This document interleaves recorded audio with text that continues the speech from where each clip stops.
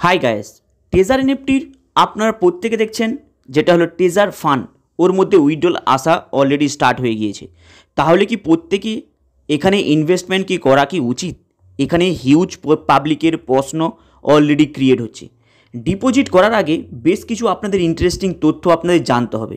সেই তথ্যটা কি আপনাদের জানতে হবে, এই যে টেজার এনএফটির টিইউএফটি টোকন যেটা রয়েছে প্লাস টেজার ফান্ড যে ব্যবসায়টা ওপেন হয়েছে, TUFT token already free mining free launching থেকে সরে যেয়ে নর্মালে চলে এসেছে। কিন্তু কোন এক্সচেঞ্জে গিয়ে আপনি ওটাকে ভাঙাতে পারবেন, কিছু করতে পারবেন, ওর কোনো এখনও অরিজিনালি অথেন্টিক আপডেট কোনো নেই।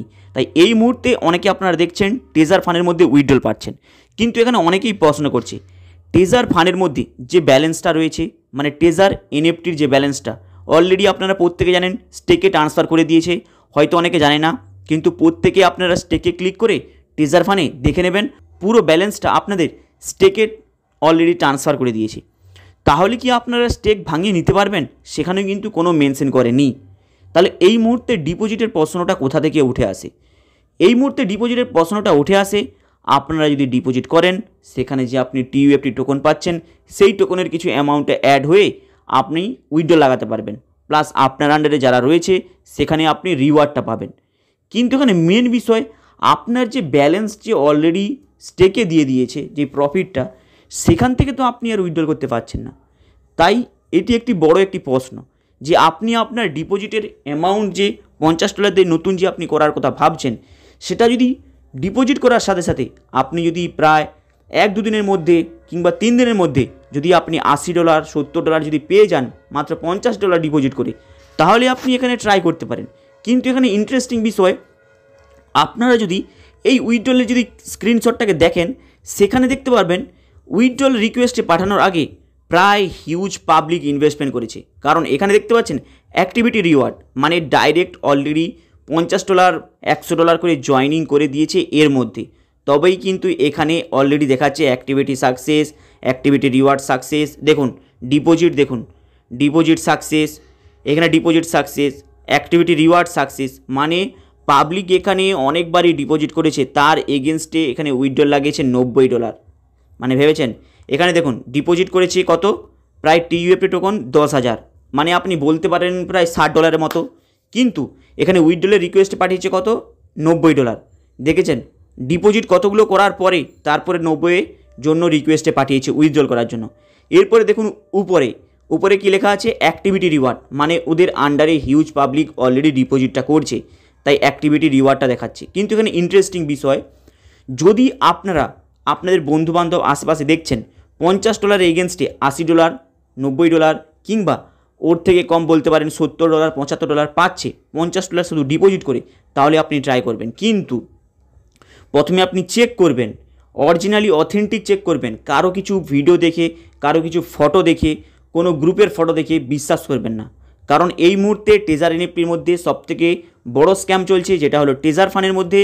সেখানে কি করছে, ডিপোজিট আসছে হিউজ, কিন্তু তার তুলনায় পেমেন্ট ছাড়ছে অনেকটাই অল্প পরিমাণে। মানে যেখানে আপনি বলতে পারেন মাত্র পেমেন্ট ছাড়ছে $50 $45 এইভাবে, কিন্তু ডিপোজিট কিন্তু তার তুলনায় অনেকটাই বেশি। পেমেন্টটা অনেক লেট করে ছাড়ছে, কিন্তু অনেকে এখানে পেমেন্ট পাবে নাকি সেটাও কোনো গ্যারেন্টি নেই। কারণ এই যে স্ক্রিনশটগুলো দেখছেন এগুলো বেশ কিছু গ্রুপের মধ্যে অপারেট হচ্ছে আপনাদেরকে ইনভেস্টমেন্ট করানোর জন্য বেশ কিছু প্ল্যানিং নিয়ে। তাই যদি আপনাদের মনে হয় যে আপনি ডিপোজিট করে এখানে অলরেডি প্রফিটের মার্জিন বুক করে নিতে পারবেন, তাহলে কিন্তু একটু সাবধান হয়ে যাবেন। যখনই দেখছেন আপনাদের সামনে এইভাবে কিছু ইমেজ আসছে, আপনারা চেষ্টা করবেন আপনাদের যে আপলাইন রয়েছে তার সাথে যে কন্ট্যাক্ট রয়েছে সেখানে কেউ কি পেয়েছে $50 এগেনস্টে $70 $80, যদি অরিজিনালি পেয়েছে আপনি দেখেছেন প্লাস আপনি প্রুফ রয়েছে তবেই করবেন, না হলে এইসব গ্রুপের কথা বিশ্বাস করবেন না। কারণ মার্কেটে এখন যদি আপনারা রিসার্চ করে দেখবেন ডিপোজিটের পরিমাণ অনেকটাই বেড়ে গিয়েছে, তার থেকে উইথড্রলের পরিমাণটাই অনেকটাই কম। তাই এই মুহূর্তে হিউজ, আবার সেই আপনারা দেখেছেন ব্লাইন্ড বক্সের চক্করে হিউজ পাবলিক ডিপোজিট করেছিল, সেম এই মুহূর্তে পেমেন্টের চক্করে পাবলিক হিউজ ডিপোজিট করবে। যদি আপনারা ডিপোজিট করার সাথে সাথে আপনি যদি আপনার $50 এগেনস্টে $70 $80 আপনি প্রায় 3-4 দিনের মধ্যে উইথড্রল যদি করে নিতে পারেন, তবেই কিন্তু ট্রাই করবেন, না হলে কারো কথা শুনে করবেন না। নাহলে প্রত্যেকের অ্যামাউন্ট ফাঁসবে। কারণ ট্রেজারি নিফটির মধ্যে উইথড্রলের সাকসেসের থেকে এই মুহূর্তে ডিপোজিটের পার্সেন্টেজটা অনেকটাই বেশি। আপনারা প্রত্যেকে জানেন টোটালটাই মানি রোটেশনের প্রজেক্ট, তাই আপনাদের মধ্যে কেউ না কেউ অ্যামাউন্ট হারাতে পারে। এইভাবে আপনি প্ল্যানিং করে নেবেন। কারণ তাই প্রত্যেকে মাথায় রাখবেন, যখনই ডিপোজিটটা করছেন, ডিপোজিটের $50 যদি অ্যামাউন্ট হয়, আপনি চেষ্টা করবেন $60-70 যেন ওখান থেকে বের করতে পারেন।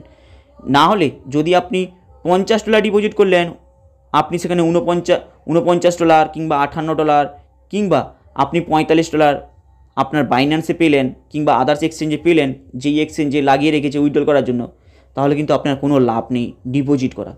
এই বিষয়টা কিন্তু এখানে ইন্টারেস্টিং বিষয়। হাই গাইস, আপনাদের আপডেটটা কেমন লাগলো লাইক অ্যান্ড সাবস্ক্রাইব করে দেবেন। চলুন দেখা হবে আবার নেক্সট ভিডিওতে।